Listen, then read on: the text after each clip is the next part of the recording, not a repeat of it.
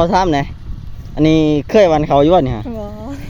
อันนี้คือใกล้วันครั้งแรกบ่ ครั้งแรก บ่โอ้มันสิเป็นอะไรเนาะ ตามที่เอ้า จักสิห่างจักสิทีเนาะ ให้100ซอฟไปเลย วันเขาครั้งแรกนี่สิเอา100ช็อปเลยบ่นี่ แม่นให้ โอ้ ซอฟ เอาก็กราบสวัสดีพ่อแม่พี่น้องบ้องปลายหมดทุกคนเนาะนี่ก็เริ่มฮอดฤดูเฮ็ดไร่เฮ็ดนาแล้วเนาะพี่น้องมื้อนี้เฮาก็เอามาไถนาตอนนี้กำลังเปลี่ยนกับลุงอยู่เบิ่งปลูกเห็นบ่ล่ะนี่ก็ปีนี้เฮาแม่นจะได้หวานเอาเนาะทุกคนหวานแบบว่าหวานเอาครึ่งหนึงเนาะแล้วก็สีดำครึ่งหนึง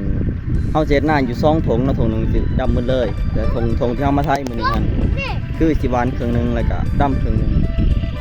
วันนี้ก็ไถไก่สิแล้วเนาะยังเหลือไห้นี่ให้สุดท้ายที่จะหวานเอาไทยมาตัวน่ะไทยขาบเสาตอนนี้เปลี่ยนกับลุงมันนี่ให้เมียพักผ่อนเนาะแต่ก็ว่าตวิทย์ว่าสิให้เมียลงไปไทยซอยแต่ว่าอย่าเพิ่นเมื่อยก็เลยให้เพิ่นพักผ่อนก่อนมื้อนี้เดี๋ยวตอนไทยหุดกันจะให้เพิ่นไทยหมดเลยอันนี้ก็ FC เนาะพี่น้องจักมาทางใดหลังอูอามาเบิ่งเฮานี่3คนบื้นอยู่ในกกใหม่นี่ถ้าตกลงมาเนี่ยก็สิงามกว่าเก่าอีกสบายพวกข้ามกล้องนี่ก็เอ็นลงแบบนี้เนาะพอดีเป็นโฮมพอดีเป็นบอลส่วนโฮมแล้วหลังจากที่ไทยแล้วเขาก็จะหวานเลยเนาะพี่น้องจะหวานแล้วจังขาดตำลังนี่คนหวานไงชาวบ้านคนเก่าคนเดิมอันนี้เขาถามไงอันนี้เคยวันเขาอยู่บ่เนี่ย บ่ อันนี้คือใกล้วันครั้งแรกบ่ ครั้งแรก บ่โอ้มันสิเป็นอะไรเนาะ ตามที่เอ้า จักสิห่างจักสิทีเนาะ ให้100ซอฟไปเลย วันเขาครั้งแรกนี่สิเอา100ช็อปเลยบ่นี่ แม่นให้ โอ้ ซอฟ หวังสูงเลยเว้ย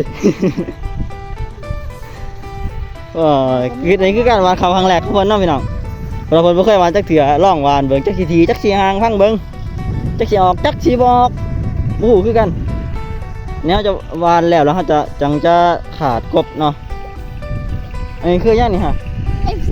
สิมาเบิ่งบ่นี่ฮะ FC ด้านนี้มาบังคนถ่ายคลิปคนนั่งแล้ว เออ เสื้อคนละเท่านี่แหละ ติ เดี๋ยวเฮาก็สิลองสิวานซอยเพิ่นเนาะ ออกเด้อยังออกเด้อ ก็สิวานซอยเพิ่นจังหน่อยการวันเขาปีแรกก็เพิ่นมาเบิ่งเนาะว่าสิได้เขาบ่หรือบ่ได้